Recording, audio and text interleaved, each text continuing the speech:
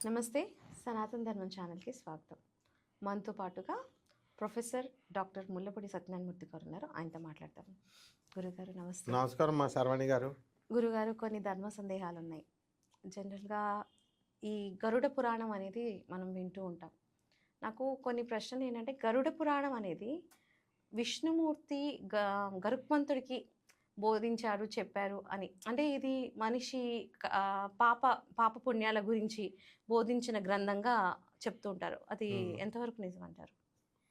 ఓం హ్రీంకారాసన గద్భితానలసికాం సౌహ క్లీం కళాం బిభ్రతీం సౌవర్ణాంబరధారిణీం వరసుదా ధౌతాం త్రినేత్రోజ్వలాం వందే పుస్తకపాశమంకుశధరాం స్రగ్భూషితాముజ్వలాం త్వాం గౌరీం త్రిపురాం పరాత్పరకళాం శ్రీచక్ర సంచారిణీం.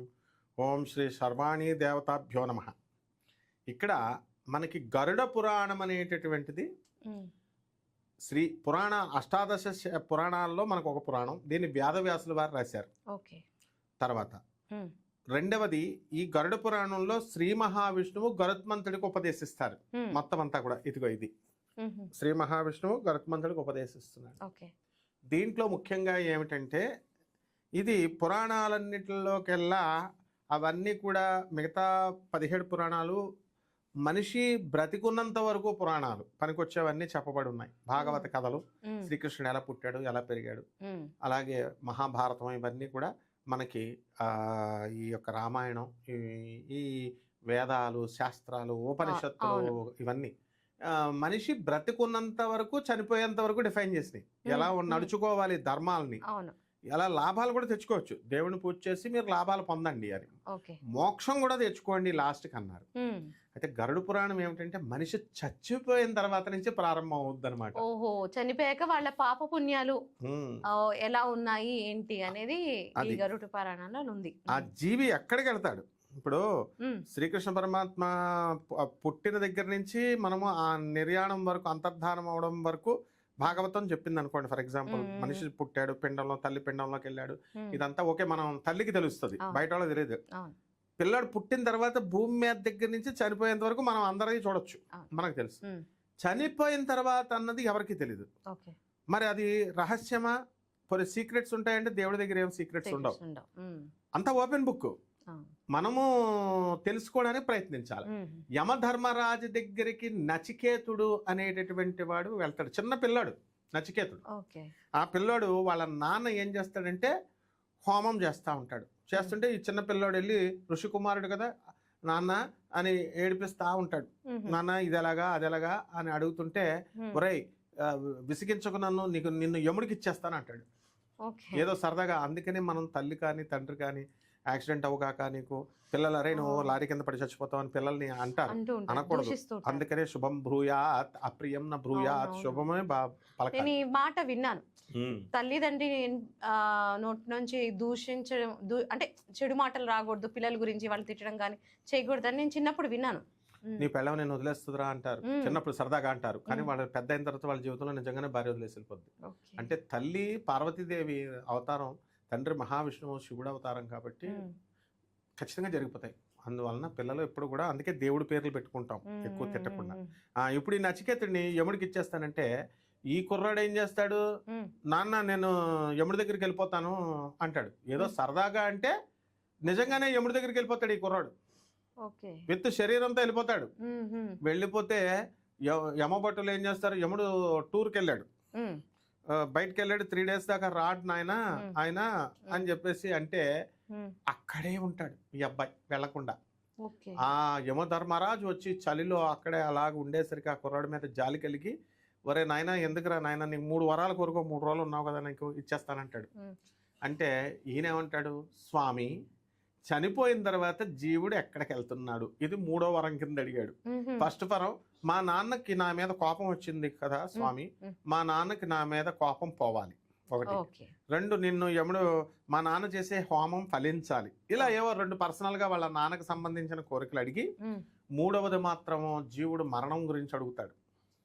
అప్పుడు యమధర్మరాజు అంటాడు, ఒరే నాయనా నీకెందుకు ఇవన్నీ చిన్న పిల్లోడివి, ఉమ్, హాయిగా నీకు 4 బెంజుకార్లు ఇస్తాను, ఉమ్, 2 పిల్లల్ని ఇస్తాను, ఉమ్, చక్కగా నీకు ఫుల్ క్యాష్, ఉమ్, నీకు ఏది కావాల్సి అది ఇస్తానని ప్రలోభ పెడతాడు. ఉమ్. వెళ్ళరా అందరిలాగా బ్రతకరా నాయన ఆశ భూలో. చూపిస్తాడు. ఆ, ఉమ్, ఆశ ఏమిటి, నిజంగానే ఇచ్చేస్తాడు. ఉమ్, భూలోకంలో వెళ్ళిపో, భూమి మీద అందరూ ఎలా హ్యాపీగా ఉన్నారో, రాజులు నీకు రాజ్యాలు కావాలో ఏవి కావాల్సి అవి ఇస్తానంటాడు. ఉమ్, ఈ చిన్న కుర్రాడు మాత్రం పట్టుదలతో ఉమ్, అస్సలు వదలకుండా నాకు ఇదే కావాలి స్వామి అంటాడు. మరణించిన తర్వాత రహస్యాలు చెప్పమంటాడు. ఇంకా తప్పదురా నాయన అని చెప్పి ఉమ్, యమధర్మరాజు అప్పుడు ఒక మాట అంటాడు. ఉమ్, నాయన ఉమ్, సప్తఋషులకు కూడా తెలియదు ఈ రహస్యాలు, ఉమ్, దేవతలకు కూడా తెలియదురా నాయన, నా చుట్టూనే తిరుగుతారు వాళ్ళంతా, ఉమ్. ఎవరికీ తెలియదు ఈ రహస్యాలు, అటువంటి గర్భ రహస్యాలు నీకు చెప్తున్నాను అని చెప్తాడు. అదే గరుడ పురాణం. ఓకే.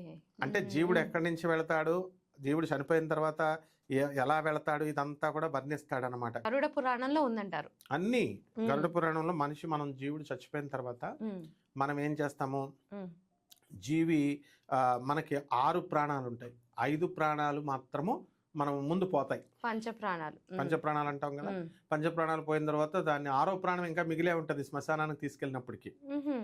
తీసుకెళ్ళిపో, అందుకే చెవిలో పిలవమంటారు, అమ్మా అమ్మా అని పిలవమంటారు. ఓకే, నాన్న ఓకే, నాన్న ఓకే. ఏమన్నా పొరపాటుని లేస్తారేమో అని, అదొక ఉమ్, సాంప్రదాయంగా ఉమ్, ఉమ్, వింటాడని. ఉమ్, మా గురుగారు గరికపాటి నరసింహారావు గారు క్లియర్గా చెప్పారు. వాళ్ళ అమ్మగారు చనిపోతుంటే నా అమ్మ అమ్మ అని పిలువు అని ఎందుకంటారంటే ఉమ్. లేస్తారేమో అని. చాలా చాలా మంది లేచి కూర్చున్న ఆ, ఇవి కూడా సంఘటనలు విన్నాం, ఉన్నాయి. సంఘటనలు. అవును, అన్నీ ఉమ్, జరుగుతాయి. ఉమ్, అయితే అక్కడికి వెళ్ళిన తర్వాత అక్కడ గరుడ పురాణం డిఫైన్ చేసింది, ఉమ్. బాడీని కాల్చిన తర్వాత డీకంపోజ్ అప్పుడు అవుద్ది, డీకంపోజ్ అప్పుడు వరకు అవ్వదు, ఓకే. అందువల్లనే దహనం చేయాలి. ఉమ్, అలా లేదా కప్పెట్టేస్తాం కదా, ఉమ్. అది అప్పుడు 6వ ప్రాణం అప్పుడు పోతుంది. ఓకే. పోయిన తర్వాత యమభటులు ఇమీడియట్ మన ఇష్టం వచ్చినట్టు వెళ్ళిపోయింది అనుకో, ఉమ్, ఇంకా ఎన్ఫోర్స్మెంట్ అనేది ఉండదు. ఉమ్. మన ఇష్టం వచ్చిన కడుపులో పుట్టేయచ్చు, మన ఇష్టం వచ్చినట్టుగా తిరిగేయచ్చు, ఇక్కడ పాపాలు చేసేసి ఎంజాయ్ చేయొచ్చు. అవును. అవన్నీ కుదరవు ఇక అక్కడ. ట్రాఫిక్ జామ్ అయిపోతుంది. జామ్ అయిపోయి అక్కడ ఏం చేస్తాడు యముడు, వెంటనే ఉమ్, పాశం వేసేస్తాడు. ఉమ్. యమపాశం అంటారు దాన్నే. ఆ యమపాశం వేసేయగానే జీవుడిని బంధించేస్తాడు. ఎన్ఫోర్స్మెంట్ డిపార్ట్మెంట్ మున్సిపాలిటీలో ఉంటుంది. ఉమ్, మన ఇష్టం వచ్చినట్టు ఇల్లులు కట్టేసుకుంటే వాళ్ళు జీపులు వేసుకొచ్చేసి ఎన్ఫోర్స్మెంట్ సెల్ తీసుకొచ్చి పడగొట్టేసి మొత్తం సామాను, తాపి సామాను అంతా వేసుకొని వెళ్ళిపోతారు, పెనాల్టీ వేసేస్తారు. అలాగే మన ఇష్టం వచ్చినట్టు సంపాదించేస్తున్నాం అనుకో, మనీ లాండరింగ్, విదేశాల నుంచి ఫండ్స్ అలాగే వచ్చేస్తున్నాయి అనుకో, మా ఎన్ఫోర్స్మెంట్ డిపార్ట్మెంట్ ఢిల్లీలో ఉంది, వచ్చేసి మనీ లాండరింగ్ కేసుల్లో జైలు వేసేస్తారు. మేము అక్కడి నుంచి వచ్చింది నాయన, ఎందుకు ఇచ్చాడు నాయన, ఇంత డబ్బే సంపాదించుకోవాలి, నువ్వు ఎక్కువ చేయకూడదు నాయన అని. income అలాగే tax లాగా. ఎన్ఫోర్స్మెంట్ అంటే ఉమ్, మన ఇష్టం వచ్చినట్టు వెళ్ళిపోయి ఎవరి కడుపులో పుట్టకుండా ఉమ్, బంధించేస్తాడు మన ప్రాణాన్ని. ఓకే. బంధించేసి ఇప్పుడు అసలు కథ స్టార్ట్ అవుద్ది. ఉమ్, యమభటులు తీసుకెళ్తారు. ఎన్ని రోజులు, 11 రోజులు ప్రయాణం ఉహుం. యమపురికి. ఓకే. ఇవన్నీ గరుడ పురాణంలో చెప్పబడింది. ఓకే. గరుడ పురాణంలో ఉమ్, 11 రోజుల ప్రయాణంలో ఉమ్, ఈ యమభటులు ఏం చేస్తారు, వైతరణి నది అని ఉంటుంది. విన్నాను. ఆ, ఉమ్. అయిపో- మా అమ్మగారు చెప్పేవాళ్ళు, ఉమ్, నదిని ఒక గోవు దాటిస్తుంది అని. అవును. ఉమ్, ఉమ్. అందుకనే మనం ఏం చేయాలి, పుణ్యం చేసుకున్న వాళ్ళకేమో గోమాత తోక పట్టుకొని దాన్ని ఈదుతాం. అది ఓకే. ఎలా ఉంటుంది అంటే డ్రైనేజ్ లాగా ఉంటుంది, చీము నెత్తురుతో. నెత్తురుతో ఉమ్, ఫుల్ పైన వాసన. మన చేము నెత్తురు ఎలా ఉంటుంది, అవును. అది ప్రవాహిస్తుంది. ఓకే. దాంట్లో ఇప్పుడు డ్రైనేజ్ కాలువలో మనల్ని పడేస్తే చచ్చిపోతాం కదా వాసనతో. ఉమ్, ఆ విధంగా అదేదో పెద్ద బిల్డప్ గా డ్రైనేజ్ అప్పుడే పడినట్టుగా అనుకుంటాం, ఉమ్, కానీ మనము అనుభవించామా డ్రైనేజ్ బాధలు ఎప్పుడు తల్లి కడుపులో ఉన్నప్పుడు. జగద్గురు మన గురుదేవులైనటువంటి ఆదిశంకరాచార్యులు వారు జగద్గురువు చెప్తారు, ఉమ్, ఒరే నాయనా తల్లి కడుపులో ఉన్నప్పుడు మరుగుదొడ్డులో ఉన్నాంరా. ఇప్పుడు ఇదివరకు అండమాన్ జైలు అనేవాళ్ళం. అండమాన్ జైల్లో మన ఇండియన్స్ అందరినీ తీసుకెళ్లి స్వాతంత్ర సమరయోధుల్ని వాళ్ళని బ్రిటిషర్స్ ఏం చేసేవారు, అండమాన్ జైల్లో ఒక చిన్న బాక్స్ కట్టేవారు, నుంచోడానికి కూడా ఉండేది కదా, అందులోనే ఈ వీళ్ళందరినీ లోన పెట్టేసేవారు. 1, 2 విసర్జన కార్యక్రమం అక్కడే, తిండి కూడా అక్కడ ప్లేట్లో పెట్టేస్తారు. అలాగే సంవత్సరాలు శిక్ష వేసేవారు. అలాంటిది 9 నెలలు మనం తల్లి కడుపులో ఉన్నాం. అప్పుడు జీవుడు అంటాడనమాట, తండ్రి శంకర, ఈ యొక్క మురుకు కోపం నుంచి నన్ను ఎప్పుడు రక్షిస్తావు, నిన్ను కీర్తిస్తాను అంటాడు. అనగానే బయటకు డెలివరీ అయిన తర్వాత మర్చిపోతాడు. జ్ఞానినామపి చేతాంసి దేవి భగవతి హిసాబలాద కృష్య మహామాయ ప్రయచ్చతి. జ్ఞానుల్ని సైతం మోహంలో పడేసే తల్లికి, యోగమాయకి, యా దేవి సర్వభూతేషు మాయా రూపేణ సంస్థిత నమస్తస్యై నమస్తస్యై నమస్తస్యై నమో నమః. జగజ్జనని అయినటువంటి శార్వాణి అమ్మవారి యొక్క యోగమాయ ఆమె మాయతో జ్ఞానులే పడిపోతున్నారు. చిన్నపిల్లోడంతా వెంటనే భూమి మీదకి రాగానే మర్చిపోతాడు. చిన్నపిల్లలప్పుడేమో ఆడుకుంటాడు ఆటల్లో, యవ్వనంలోకి వచ్చేసరికి ఆడవాళ్ళతో తిరుగుతాడు. అండ్ వార్ధక్యం వచ్చేసరికి నాకు కొడుకు జాబ్ రాలేదు, నాకు కోడలు రాలేదు అని చెప్పి ఇలాగా లాస్ట్గా అవయవాలన్నీ పోతాయి. వార్ధక్యం వచ్చేసింది. అప్పుడు కూడా దేవుడి దగ్గర పూజ చేసుకుందామంటే మోకాళ్ళ నొప్పులు, కింద కూర్చోలేడు. ఇలా లాస్ట్కి దైవనామస్మరణ చేయడానికి అంగాలు అభయబాలు ఏవి కూడా మనకు సహకరించరు. హ్యాపీ మనం ప్రాణం వెళ్ళిపోతాం, వైతరణి నదిలో పడిపోతాం. నేను అంటే విష్ణుమూర్తి గరుత్మంతుడికి చెప్పారు అంటే ఏ సిచ్యువేషన్లో చెప్పారు ఆయన అనేది నాకు ఒక డౌట్ ఉంది. అంటే ఏ సిచ్యువేషన్లో చెప్పారు ఆయన, ఎందుకు అడిగారు, అసలు ఏ సిచ్యువేషన్లో ఇది వచ్చిందంటారు, ఈ పురాణం ఎందుకు వచ్చింది? అబ్బా, అద్భుతమైన క్వశ్చన్ అమ్మా అది. అయితే ఈ యొక్క గరుత్మంతుల వారు చెప్పే ముందు ఏమైందంటే ఈ యొక్క వైతరణి నదిలో తీసుకెళ్తారు. ఇప్పుడు కశ్యప మహర్షి సంతానం వీళ్ళంతా కూడా ఎవరు, దేవతలు అవనియండి, యక్షులు అవనియండి, రాక్షసులు అవనియండి, భూత ప్రేత పిశాచాలు, యక్షగంధర్వగన్న అందరూ కశ్యప సంతానమే. దితి అదితి వాళ్ళ సంతానం. దైత్యులు పుడతారు రాక్షసులు, వీళ్ళేమో అదితికేమో దేవతలు పుడతారు. అలాగే పాములు గరుత్మంతుడు పుడతాడు. కశ్యప ఇలాగా వినతి అని వాళ్ళ అమ్మకి, వాళ్ళ అమ్మని ఆమె సవతి తల్లి ఏం చేస్తుందంటే నానా రకాల బాధలు పెట్టి ఆమెను చంపడానికి ప్రయత్నిస్తుంది ఎన్నో సార్లు. పోటీలో తనను దాసీగా చేసుకొని ఆ గుర్రం తోకకి, అశ్విని దేవతల తోకకి నల్లగా ఉన్నాయి అని చెప్పి కామధేనువు అశ్విని దేవతలు ఉంటారు కదా, వాళ్ళ పిల్లల పాములకి ఏం చెప్పుద్దంటే వెళ్ళిపోయి ఆ గుర్రం అంతటిని తోకకంతా మీరు పాకేయండి అంటే నల్లగా కనబడుతుంది కదా. మాయాజోదం లాగా శకుని ఎలాగైతే ధర్మరాజుని జయించారు, ఓడించాడో ఆ విధంగా పందెం కాసి ఆ గుర్రం తోక నల్లగా ఉందా తెల్లగా ఉందా చెప్పమంటది సవతితో, గరుత్మంతుడి తల్లితో. ఎవరు, నాగుల యొక్క తల్లి. అంటే ఆవిడ్ని స్లేవ్ చేసుకోవడానికి ఒక పందెం కాస్తే తెల్లగా ఉంటది కాబట్టి తెల్లగా అని చెప్పింది. పాములకి ఏం చెప్పింది, పాములు నల్లగా ఉంటాయి కదా, మీరు తోకలకి వెళ్ళడానికి మోసం చేసింది. అది నల్లగానే స్లేవ్ గా ఉండి నానా రకాల మృత్యు బాధలు పెట్టినప్పుడు అప్పుడు గరుత్మంతుడు తన తల్లి యొక్క మరణం కోసం అసలు జీవి ఎక్కడికి వెళుతుంది ఇదంతా కూడా ఈ రహస్యాన్ని నచికేతుడికి ఎలా అయితే చెప్పాడో గరుత్మంతుడిని నిమిత్త మాత్రంగా చేసుకొని మనకి చెప్పాడు అనమాట స్వామి. ఇది 14 లోకాలు ఉన్నాయి కదా, యమలోకం ఉంది. ఆ యమలోకము సృష్టిలో ఉన్నటువంటి ఆ లోకానికి రెప్లికాగా భూమి మీద ఉంటుంది. ఆ వైతరణి నది అనేటటువంటిది ఉంది కదా, భూమి మీద కూడా ప్రవహించాలి. ఎక్కడ ప్రవహిస్తుంది? గిరిజాదేవి ఎక్కడ? జార్జ్పూర్ దగ్గర, ఒరిస్సాలో జార్జ్పూర్ దగ్గర గిరిజాదేవి అష్టాదశ శక్తిపీఠాలు కాకుండా 52 శక్తిపీఠాలలో ఒకటైనటువంటి గిరిజాదేవి ఆదిపరాశక్తి యొక్క సతీదేవి యొక్క శరీర భాగం అక్కడ పడింది. ఆమె పక్కనే వైతరణి నది ప్రవహిస్తుంది. మరే గంగాదేవి ఇప్పుడు విష్ణుమూర్తి యొక్క పాదం నుంచి పుట్టింది. అయితే ఆ పైన దేవలోకంలో ఉండేటటువంటి గంగని భూలోకానికి తీసుకొచ్చాడు భగీరథుడు. ఆ విధంగా ఆ లోకాలలో ఉన్నటువంటి అన్ని భూలోకంలో ఉంటాయన్నమాట.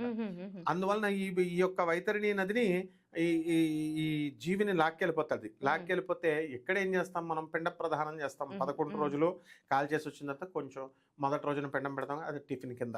ఇంట్లో మనం ఉన్నప్పుడు మన తాత ఇంట్లో ఉన్నాడు అనుకోండి, ఆయనకి టీ ఇస్తాం, టిఫిన్ ఇస్తాం, మధ్యాహ్నం భోజనం పెడతాం. అలా ఈ 11 రోజులు వీళ్ళ పెట్టేటటువంటి తిండి అంతా కూడా టిఫిన్ కింద చెట్టు కింద ఆపుతారు. మధ్యలో వీళ్ళు యమపురికి వెళ్ళడానికి 11 రోజుల ప్రయాణం అక్కడికి చేరతారు. అందుకే 11 రోజులు పెట్టారు. దేవలోకంలో తర్వాత ఏం చేస్తాం? పిండ ప్రధానాలన్నీ కూడా సంవత్సరానికి ఒకసారి పెడతాం. సంవత్సరానికి ఒకసారి ఎందుకు పెడతాం? శ్రాద్ధ కర్మలు. మన భూలోకములో 1 year ఈజ్ ఈక్వల్ టు పితృలోకంలో 1 dayతో సమానం. అంటే మన ఇంట్లో మనం రోజు అన్నం తింటాం కదా, అక్కడ రోజు పెట్టినట్టు. అందుకే సంవత్సరానికి ఒకసారి పెడతారు, రోజు డైలీ భోజనం పెట్టారు. అలాగా ఎన్ని సంవత్సరాలు పెడతాం? ఏదో 12 సంవత్సరాలు 11 సంవత్సరాలు పెట్టేసి తర్వాత వదిలేస్తాం. ఎందుకంటే ఆ జీవుడు పితృలోకంలో కలిసిపోయి చిన్నపిల్లలు చనిపోతే వీరభద్రుల్లో కలిసిపోయారు అంటారు చూడండి, గద్దెలు పెడతారు వీరభద్రుడు. అది పెట్టేసిన తర్వాత ఆ యొక్క తల్లికి వాళ్ళ ఇంకా పితృలోకం అక్కడి నుంచి డెసిషన్ మేకింగ్ జరుగుతుంది. అక్కడ ఏం జరుగుతుంది? దీన్ని రాసేవాడు ఎవరు? మన జీవుడు చేసే తప్పుల్ని చిత్రగుప్తుడు అంటాం. చిత్రగుప్త అంటే అర్థం ఏమిటి? చిత్రంగా ఉంటుంది, గుప్తంగా ఉంటుంది, సీక్రెట్. అంటే మనలోనే ఉన్నాడు. ఏరోప్లేన్ లో అక్కడ బ్లాక్ బాక్స్ అని ఉంటుంది, పేలిపోయినప్పుడు బ్లాక్ బాక్స్ నుంచి తీసి అందులో అందరూ మాట్లాడుకున్నదంతా కూడా రికార్డింగ్ ఎలా తీస్తారో, మనం చేసినటువంటి పాపాలు పుణ్యాలు అన్ని మనలోనే ఉండి ఆ బాక్స్ అతనే చిత్రగుప్తుడు, అంతేగాని చిత్రగుప్తుడు వేరేగా ఎవరో ఉండరు అక్కడ. ఆయన రికార్డు తీసి అది మనల్ని ఏమి ఎక్స్ప్లెనేషన్ అడగడం, ఇదేం కోర్టులాగా మానవ కోర్టులో ఉండదు. మానవ కోర్టులోనే జడ్జి చెప్పనివ్వరు, మామూలుగా ఒకసారి అవకాశం ఇస్తారు. నువ్వేమైనా చెప్పదలుచుకుంటే త్రూ లాయర్ చెప్పంటారు, చెప్తారు. జడ్జిమెంట్ ఎలాగైతే ఆనరబుల్ జడ్జి ఇస్తాడో అక్కడ ఆనరబుల్ జడ్జి మనకి యముడు. ఇక్కడ ప్లే చేస్తారు ఆ క్యాసెట్ ని, మనం చేసిన అన్ని ఆ బ్లాక్ బాక్స్ లో తెలిసిపోద్ది. దాన్ని బట్టి అక్కడ ఎరక తీసేస్తాడు, మనల్ని ఎరక తీసేస్తాడు, కుంభీపాగ నరకంలో వేసేస్తాడు. గురుగారు ఇప్పుడు ఒక్కొక్క పాపానికి ఒక్కొక్క శిక్ష అంటారు, అంటే రకరకాలుగా శిక్షలు విధిస్తారు. అవి నిజమేనా? 100% నిజమేనమ్మా. ఇప్పుడు చిన్నప్పుడు ఇలా చెప్పేగో అబద్ధం చెప్తే ఇది ఉంటుంది, లేకపోతే ఎవరన్నా ఏదన్నా దూషిస్తే ఇలా ఉంటుంది, ఇలా ఉంటాయి అన్నమాట. సో అలాంటివి నిజంగానే మనకి నరకం అంటూ ఉంది. వీళ్ళు ఎవరైతే నరకంలో నరకం ఉంటుంది ఏంటి, నరకంలో శిక్ష వేస్తారండి అన్నవాడిని అక్కడ. పాప భీతి అనేది రాను చాలా మందికి జనాల్లో తగ్గిపోయింది అనమాట. ఒకప్పుడు ఇవన్నీ ఉండేది, ఏదైనా తప్పు చేస్తే పిల్లలు అదిగో అది ఉంటది ఇది ఉంటది అని భయపెట్టేసేవాళ్ళు పెద్దవాళ్ళు. అంటే ఎందుకంటే వాడు మంచి మార్గంలో వెళ్తాడు, కనీసం వాడికి రేపొద్దున ఫ్యూచర్ బాగుంటుంది, వాడి బిహేవియర్ బాగుంటుంది అనేసి. అది ఇప్పుడు రాను అవన్నీ ఎవరికి అసలు దేని గురించి తెలియదు. పాతకాలంలో అంతా చెప్పేవాళ్ళు, ఇప్పుడు ఏం తెలియట్లా. దానివల్ల ఎవరు చెప్పేవాళ్ళు లేక ఇలా అయిపోయింది. అంటే సో ఇవన్నీ కూడా మనకి పూర్వీకులు కానీ ఇవన్నీ గ్రంథాలు రాసి ఇవన్నీ మనకి అవి డెఫినెట్ గా మనం తీసుకురావాలి. సో దానికోసమే ఈ రోజు నేను మిమ్మల్ని ఈ క్వశ్చన్ వేస్తున్నాను. పెద్దవాళ్ళు మన పెద్దలు భయపెట్టడం కాదు, ఉన్న సత్యాలు చెప్పారు. ఉన్న సత్యాలే గరుడ పురాణంలో ఉన్న సత్యాలు చెప్పారు. అయితే గరుడ పురాణం పాపభీతి తొలగిపోవడానికి కారణం ఏమిటి తెలుసా? తొలగిపోనియండి, తోలు తీసేస్తాడు కదా తర్వాత యముడు. ఇక్కడ భూ కబ్జాలు చేసే వాళ్ళకి అక్కడికి వెళ్ళిన తర్వాత తాట తీస్తాడు, మామూలుగా తీడు. ఇక్కడ పెరాలసిస్ భూలోకంలో అక్కడ కూడా ఉంటది, ఇక్కడ కూడా ఉంటది, మళ్ళీ నెక్స్ట్ జన్మలో కూడా ఉంటది. అలాగే భూ కబ్జాలు అత్యాచారాలు చేసే వాళ్ళకి కళ్ళు లేకుండా పుట్టిస్తాడు. రకరకాలు ఇదని కాదు, అందుకే కామంతో కళ్ళు మూసుకుపోయినాయి అంటారు. అంటే కామానికి కళ్ళుకి లింక్ పెట్టారు అక్కడ. అలాగే ఇతరుల యొక్క నోటి దగ్గర తీసేసుకుంటే మిడతల కింద పుడతారు, నానా యోనుల్లో పుడతారు. ఇవన్నీ కూడా గురు చరిత్రలో కూడా చెప్పబడి ఉన్నాయి. దత్తాత్రేయ స్వామి, నృసింహ సరస్వతి స్వాముల వారు చెప్తారు మొత్తం. అలాగే ఇవన్నీ ఎవరిష్టం వచ్చినట్టు వాళ్ళు చేసుకోవచ్చు. పాపభీతి అక్కడ రెడీ టు ఫేస్ అనమాట. అక్కడ ఎరగదేస్తాడు, మామూలుగా ఉండదన్నమాట. ఆ తర్వాత ఇవన్నీ భయపెట్టాల్సిన అవసరం లేదు. ఎవరి జీవికి ప్రతి జీవి ఎవరు చేసుకున్న కర్మ వాళ్ళు అనుభవించారు. To every action, Newton's third law, to every action there is an equal and opposite reaction. నువ్వు గోడకి బంతిని ఎంత వేగంగా గట్టిగా కొడతావో అంతే గట్టిగా అంతే వేగంతో బయటకు వస్తుంది, వెనక్కి వస్తుంది. సో మనం మంచి పనులు చేస్తే మనకి మంచి తిరిగి వస్తుంది, చెడ్డ పనులు చేస్తే చెడు తిరిగి వస్తుంది. ఎవరికెవరు శత్రువులు లేరు, మనకు మనమే శత్రువులు. కాబట్టి మనం సభ్యమైనటువంటి మార్గంలో, అందుకే ఓం సర్వ చైతన్య రూపాం తామాధ్యాం విద్యాం చదివి బుద్ధిమ్యోన ప్రచోదయాత్ దేవి భాగవతంలో మొదటి శ్లోకం చెప్పాడు.